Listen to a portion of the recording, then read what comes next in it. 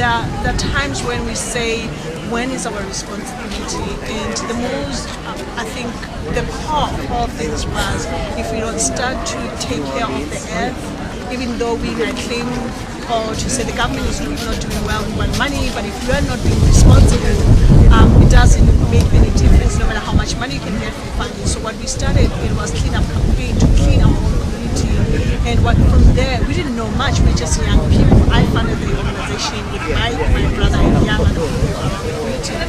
And we thought that we need to bring back our humanity, because if we're making trash, if we identifying our communities and putting our life into risk, our health into risk, we need to be responsible for that. So after collecting all the trashes, we had to find a way that what we do with the trashes, and we had to start to recycle. And all that it was for us, we had to do it ourselves and think how we do with that.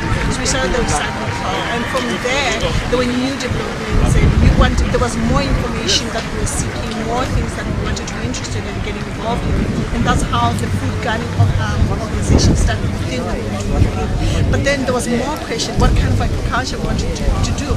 In particular, the challenge was, I'm from Soweto, which is the ghetto. It's like in an urban area. And so agriculture is not something that we can associate with. So we're doing something that is odd, that people were not interested in, especially for people from from Soweto don't know anything about agriculture. It's meant for, supposedly it's for poor people and people from the rural area. So we had to educate people that food doesn't come from a tin or from grocery stores, but you can manufacture, you can make your own food. And you save a lot of things. You start also to learn, you get knowledge about where our food comes from, because many of children today don't even know how food get to be grown. So those are the challenges we were faced with, and those are things that we had also to learn from. And so that we started to do organic farming, for the reason that we didn't just want to buy food that are always with chemicals produced, the GMOs. So there was a lot of information through the process that we got through. We didn't know anything about GMOs, we didn't know much about organic, even though we knew that farming is there, but we didn't know what kind of techniques. And for us, it was very beneficial, because also by networking with other organizations, because that was more important, because that's how we got information. Now people are cultivating by themselves, and we are definitely, but what we do, because we don't have land, in the urban areas, it's like your own city houses. So we had to be smart, because in the black school communities, we have facilities for sports, but we don't have sports facilities. So there's land in schools or government buildings where there's supposed to be for sports development for school children going. So we asked the school principals to allow us to use the land, because we don't have land to cultivate. Unfortunately, I have pictures in my memory sticker, but if you have a laptop, I will be able to show you what we do. So that's the land that we have, and so we use that land, no matter how small it is, to grow as much as we can, because not only do we have to always concentrate on food, but also we need to learn that it's so very important that we need to also to know about herbal resources, vegetables. Also, not only just, even though there might be international herbal medicine that can help me, but what about my native trees and native herbs? So those are the things that we do, and to have everything together. I'm very happy to hear that, since it is very similar to my work in India, and it is a different culture, what we say. India people here, I myself is a tribal, and I'm working also with the tribal communities, and the place where we are working, that is 3 states, Jharkhand, Chhattisgarh and Orissa. That is a full of the tribal belt, and in tribal belt, majority of population is of tribals, and one of the very significant things is that tribals are very much closely related to 4 elements, that is jal, jungle, zameen, and animals. That means animals, forest, land, water.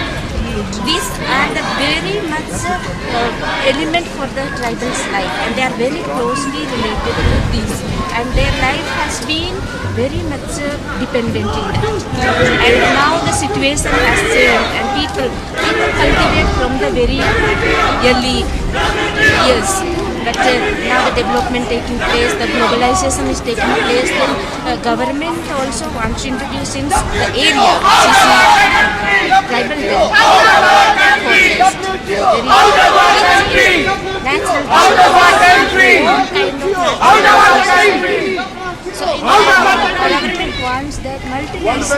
come in and extract all these natural resources, even to make a very big for the security pilot projects. Maybe my interest would be, how do you save water? Because I know there's a challenge with clean water, even within our country, but it's far more better compared to your country as far as I really understand. How do you get clean water? How do you make sure that you can manage to have clean water? And how do you save your seeds? Where do you get your seeds when you plant your freebies, your weeds? Since we have, there is no shortage of water. We have plenty of water in the nature as well as flowing rivers, very rich in this, in water resource when we see. Even the ground water is very much available. So in that way, every house have a well, and the tube well, some of those who are advanced, they have their tube well. Otherwise, the traditionally, usually people use the well, which the community builds. The whole community comes together, builds for it, maybe around the well, so that they could be able to. But how do you make that water from the well or water from the river that it could be contaminated? How do you clean your water? How do you get clean water, drinkable water? Usually, the people in the village, they do not have very technical way of preserving or clean water, but very simple method. That is, people before using, they boil the water. Boil the water, and that boiled water is being used. Or anything that is usually they cultivation is rice, roots, different kinds of roots, minerals, and these have been cooked. That is boiled and cooked, so it is consumed. So it's already boiled water is being cooked. That is one of the common method which people use. Now in the cities when they are coming, when there is a purification of the water. As representing as a founder also of the community youth group, I'm also advocating and networking with other youth organizations from different countries, who are here to really, who are particularly involved into agriculture or small agribusiness, to say, yes, it's important to do all this agriculture, but it's very important for us to save our seeds. And the GMO seeds, how if not so supportive for us to continue to, to buy the GMO seeds as it's cost effective and for yielding also for the cost. So the education system for me to advocate for people to say it's time to save the seeds, particularly also into planting native, whatever that is native within our communities, to educate people. Because a lot of vegetables that I hear from my mother that they used to have, but I don't know, I haven't seen. So those are things. And what do you do in terms of saving the seed? That is very traditional way of saving. That is whatever the cultivation is there. Since it is not modernized, it is a traditional seeds which they are using from the lawn, and that could be preserved and they can use. Now the hybrid seed and all these seeds we cannot preserve and keep for the next cultivation. You finish by another hybrid seed, you cultivate again.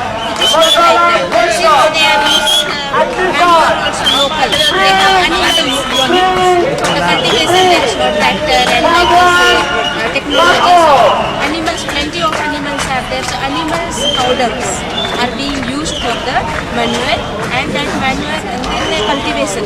So after cultivating one thing, when they harvest and then bring back, then first they will take out certain part of the seed, which whatever seed they have cultivated, keep it separate for the next year for the saving. Nicely dry it, pack it with the different kinds of things are there, local things, and then keep it separate. And then they will make sure it is dry. For the seed they will keep it for the next, and then they will consume.